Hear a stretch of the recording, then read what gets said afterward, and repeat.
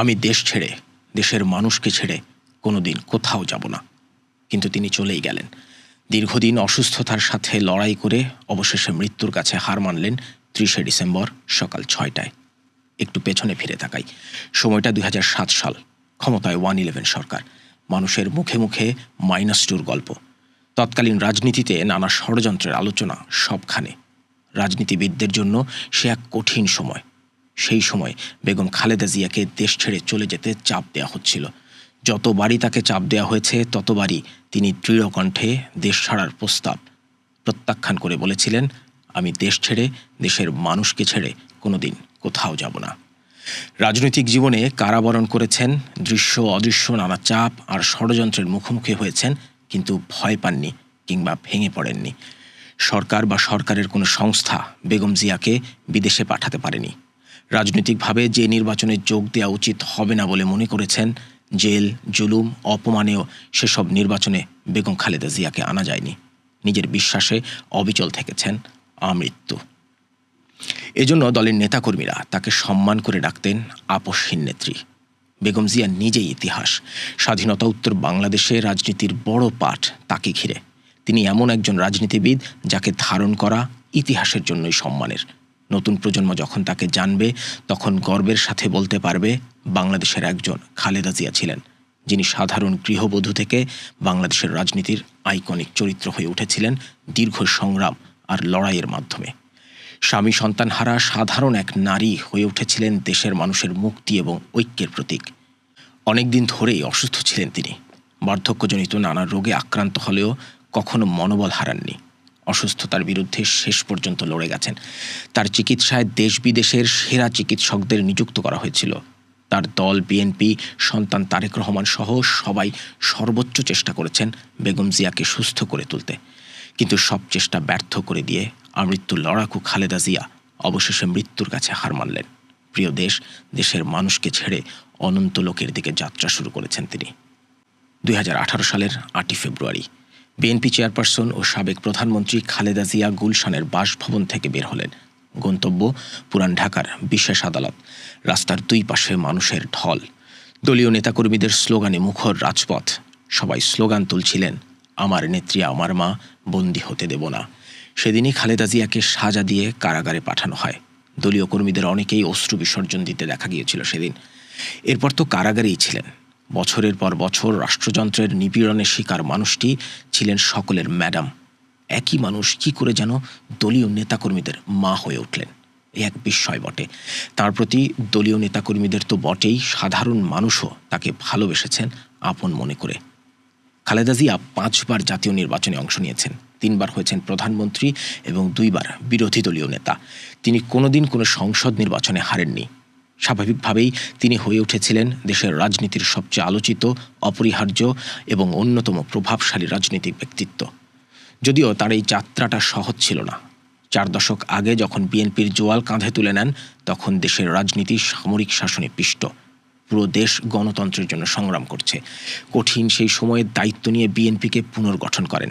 শক্তিশালী রাজনৈতিক দল হিসেবে বিএনপিকে প্রতিষ্ঠিত করেন। 90-এর গণ অভ্যুত্থানের পর যে নির্বাচন হয়, সেই নির্বাচনে বিএনপিকে ক্ষমতায় নিয়ে যান তিনি।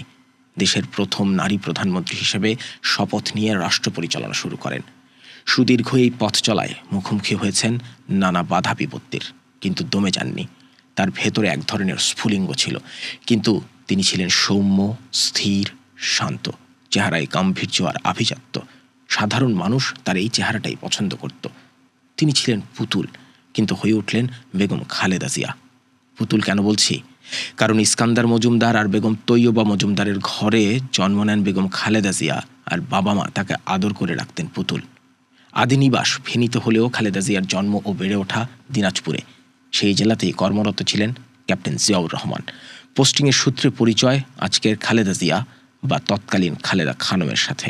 এরপর জিয়াউর রহমানের সাথে বিবাহ বন্ধনে আবদ্ধ হন। সেই থেকে তিনি বেগম খালেদা জিয়া। প্রাথমিকভাবে রাজনীতি যে তার লক্ষ্য ছিল না, এ কথা নিজেও স্বীকার করেছেন অনেকবার। কিন্তু সময়, পরিস্থিতি আর জাতীয় সংকট তাকে রাজনীতিতে আসতে বাধ্য করে। 1981 সালে রক্তাক্ত এক সামরিক অভ্যুত্থানে বিদ্রোহী সেনাদের হাতে নিহত হন রাষ্ট্রপতি জিয়াউর রহমান। এরপর এরশাদ ক্ষমতা দখল করে সামরিক শাসন জারি করেন। শুরু হয় দীর্ঘ সামরিক ও স্বৈর শাসন। জিয়াউর রহমানের হত্যাকাণ্ড শুধু দেশ নয়, বিএনপিকেও বিভক্ত করে দিয়েছিল। এমন সংকটময় সময়ে দলকে ঐক্যবদ্ধ করার দায়িত্ব নেন খালেদা জিয়া। প্রথমে সদস্য, তারপর ভাইস চেয়ারম্যান। 1984 সালে দলের চেয়ারপারসন নির্বাচিত হন। এরপর 4 দশকেরও বেশি সময় তিনি আগলে রেখেছিলেন বিএনপিকে। এরশাদের পতনের আগেই কয়েকবার গ্রেপ্তার হন খালেদা জিয়া। হয়রানি, কারাবাস কিছুই তাকে এরশাদ বিরোধী আন্দোলন থেকে সরাতে পারেনি। কারামুক্ত হয়ে ফিরেছেন রাজপথে বারবার। টানা সংগ্রাম, অবিচল অবস্থান আর স্বৈর শাসনের বিরুদ্ধে তার দৃঢ় অবস্থানের জন্য উপাধি পান আপোষহীন নেত্রী। বাংলাদেশের নির্বাচনের ইতিহাসে খালেদা জিয়াই একমাত্র ব্যক্তি যিনি কখনো কোনো নির্বাচনে হারেননি। ফেনী, বগুড়া, ঢাকা, চট্টগ্রাম, লক্ষ্মীপুর, খুলনা যেখানেই ভোটে দাঁড়িয়েছেন সেখানেই জয় পেয়েছেন। 5 বার জাতীয় নির্বাচনে লড়েছেন 23টি আসনে। এমনকি যেসব নির্বাচনে বিএনপি সরকার গঠন করতে পারেনি সেসব নির্বাচনেও তিনি যতটি আসনে প্রার্থী হয়েছিলেন তার সবকটিতে জিতেছেন। 2006 সালের শেষ দিকে বিএনপি নেতৃত্বাধীন জোট সরকার তত্ত্বাবধায়ক সরকারের কাছে ক্ষমতা হস্তান্তর করে। এরপরই দেশের রাজনৈতিক পরিস্থিতি দ্রুত অস্থিতিশীল হয়ে ওঠে। এরপর আসে সেনা সমর্থিত 111 সরকার। তখনই আলোচনায় আসে -2 ফর্মুলার কথা। 111 সরকারের প্রধান টার্গেট ছিলেন খালেদা জিয়া।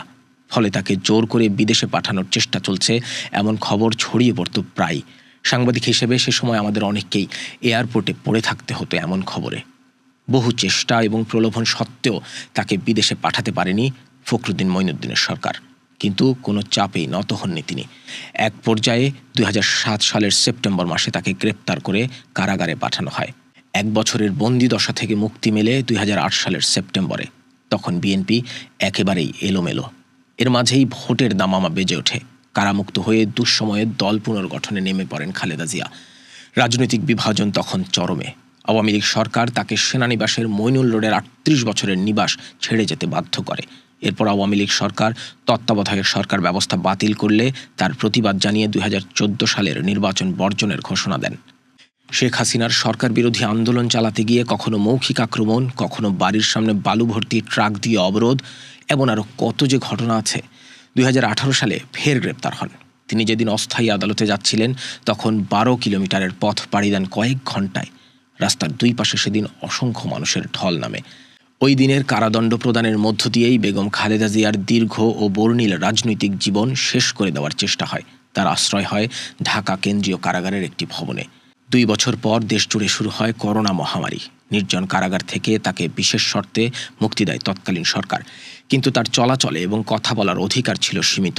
উন্নত চিকিৎসার জন্য বিদেশে যেতে পারেননি। বিএনপি এবং তার পরিবার থেকে বারবার আবেদন করা হলেও তাকে যেতে দেওয়া হয়নি। এরপর 2024 সালের 5ই অগাস্ট গণ অভ্যুত্থানে পতন হয় শেখ হাসিনা সরকারের। মুক্তি পান বেগম খালেদা জিয়া, ফিরে পান তার রাজনৈতিক অধিকার ও মর্যাদা। কিন্তু ততদিনে শরীর ভেঙেছে, হয়তো মনও। কারণ একমাত্র সন্তান ও স্বজনরা তখনও বিদেশে। শরীরে বাসা বেঁধেছে নানান রোগ ব্যাধি। তার কারামুক্তি হলো ঠিকই, কিন্তু রাজনীতির মাঠে আর ফিরতে পারলেন না। 2025 শেষ। বাংলাদেশ সহ সারা বিশ্ব নতুন বছর উদযাপনের প্রস্তুতি নিচ্ছে। ঠিক সেই সময়ই পৃথিবীকে বিদায় জানালেন বাংলাদেশের জাতীয়তাবাদী আন্দোলনের পুরোধা বেগম খালেদা জিয়া। আর বিষাদে ভাসিয়ে গেলেন নিজ পরিবার, দলীয় নেতাকর্মী সহ দেশবাসীকে। স্বাধীনতার পর বাংলাদেশ সবচেয়ে সংকটময় সময় পার করছে।